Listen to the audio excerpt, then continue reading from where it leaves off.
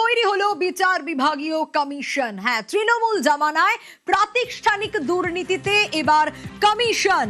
আরো ডিটেল এ বিষয়ে জানাবে সোমরাজ রয়েছে আমার সঙ্গে। সোমরাজ, কারা কারা থাকছে এই কমিশনে এবং কিভাবে কাজ করবে এই কমিশন?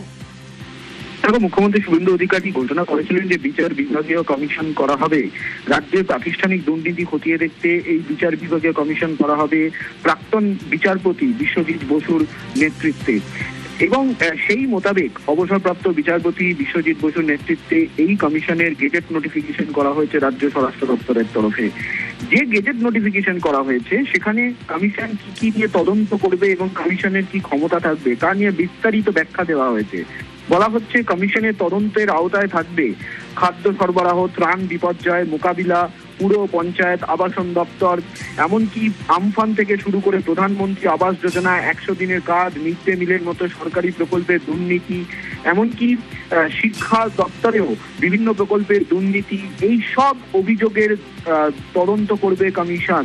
শুধু তাই নয়, সরকারি অর্থের অপব্যবহার থেকে শুরু করে ক্ষমতার অপব্যবহার করে মিথ্যা মামলা দেওয়া হয়েছিল নাকি সেটাও কমিশনের তদন্তের আওতায় থাকতে চলেছে। এর পাশাপাশি যারা এর ক্ষমতার অপব্যবহার করেছেন বা যাদের বিরুদ্ধে অভিযোগ উঠেছে, যারা ইন্ধন দিয়েছেন, তারাও এর তদন্তের আওতায় আসবেন। এছাড়াও যেটা বলা হয়েছে যে শিক্ষা দুর্নীতি নিয়ে, অর্থাৎ বিভিন্ন সময় স্কুলে, প্রাথমিক, মাধ্যমিক, উচ্চ মাধ্যমিক, কলেজ ও বিশ্ববিদ্যালয়ের ক্ষেত্রে যে অনিয়ম হয়েছে, বিভিন্ন মেডিকেল কলেজগুলিতে যে শিক্ষায় দুর্নীতির অভিযোগ উঠেছে, সেটাও খতিয়ে দেখবে কমিশন।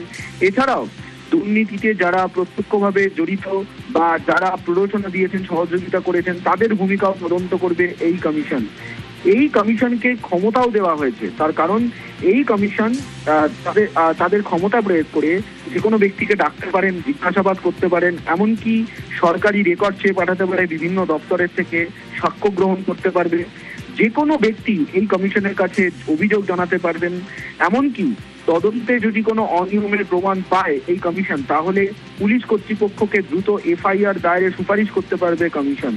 তবে যে মামলাগুলি ইতিমধ্যেই অন্য কোনো কমিশন বা কেন্দ্রীয় তদন্তকারী সংস্থার আওতাধীন, সেগুলি এই কমিশন গ্রহণ করবে না।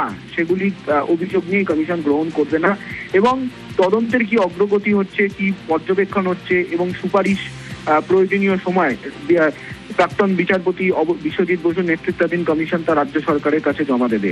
ইতিমধ্যেই তার গেজেট নোটিফিকেশন রাজ্য সরকারের তরফে জারি করা হলো।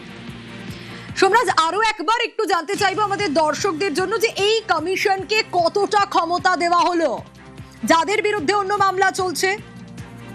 দেখো, এই কমিশনকে ক্ষমতা বিস্তর দেওয়া হয়েছে, তার কারণ এই কমিশন দেওয়ানি আদালতের মতো ক্ষমতা প্রয়োগ করতে পারবে। অর্থাৎ তদন্তের স্বার্থে যে কোনো ব্যক্তিকে ডাকতে পারবেন, জিজ্ঞাসাবাদ করতে পারবে, নথি এবং সরকারি রেকর্ড চেয়ে পাঠাতে পারবেন বিভিন্ন দপ্তরের থেকে, এমনকি সাক্ষ্য গ্রহণ পর্যন্ত পারবে।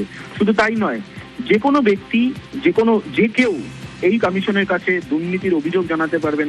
এমনকি তদন্তে যদি কোনো অনিয়মের প্রমাণ পাওয়া যায়, তাহলে পুলিশ কর্তৃপক্ষকে এফআইআর দায়ের করার সুপারিশ করতে পারবে এই কমিশন। কিন্তু কমিশনকে এটাও জানিয়েছে রাজ্য স্বরাষ্ট্র দপ্তর গেজেট নোটিফিকেশন করে, যে তদন্ত কোনো তদন্তকারী সংস্থা বা কোনো কমিশনের তদন্তের আওতায় রয়েছে, সেগুলি এই কমিশন গ্রহণ করবে না। ফলত এই কমিশনকে ক্ষমতা অনেকটাই দেওয়া হয়েছে।